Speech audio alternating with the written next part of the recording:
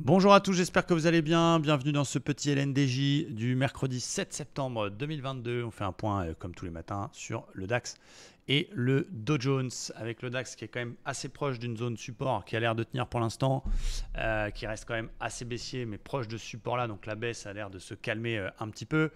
Je ne suis pas non plus super chaud pour faire des achats, puisqu'on est quand même toujours assez baissier sous cette oblique, même si on note quand même un plus bas, plus haut que le précédent.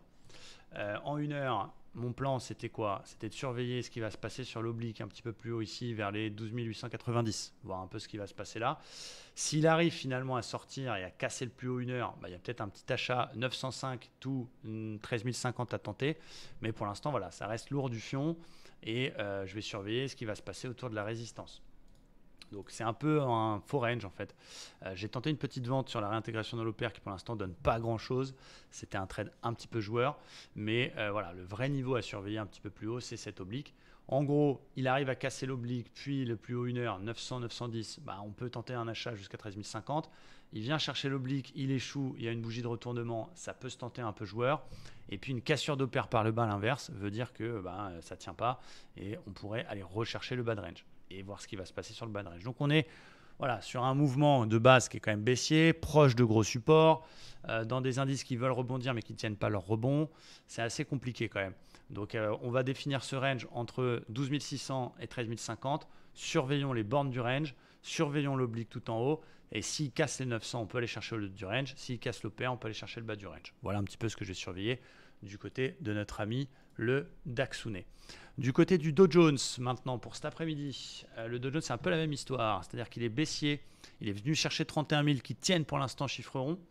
Ça reste très baissier en effet, mais vu que le boss, le Standard & Poor's, lui tient ses 61,8, un rebond est probable du côté des indices américains, même si on l'a vu hier, toute tentative de rebond a été complètement annulée. Donc je vais surveiller, vu que le 4 heures est toujours quand même assez baissier, même s'il y a une belle réaction sur les 31 000, je vais surveiller tant qu'il est dans ce biseau ce qui va se passer sur la zone des 280-290 parce que ça a une belle polarité. On peut même la monter un tout petit peu, on va dire 300 support qui pourrait faire résistance, donc on va surveiller ça.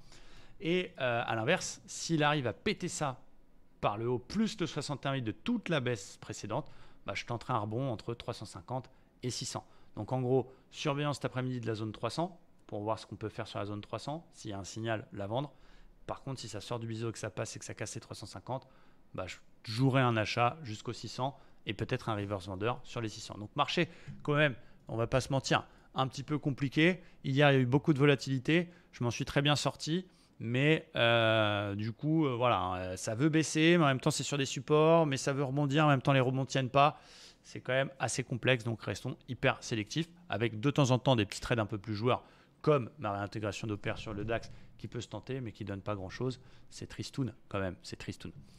Voilà, donc courage à tous, très belle session de trading, et à très vite. Ciao!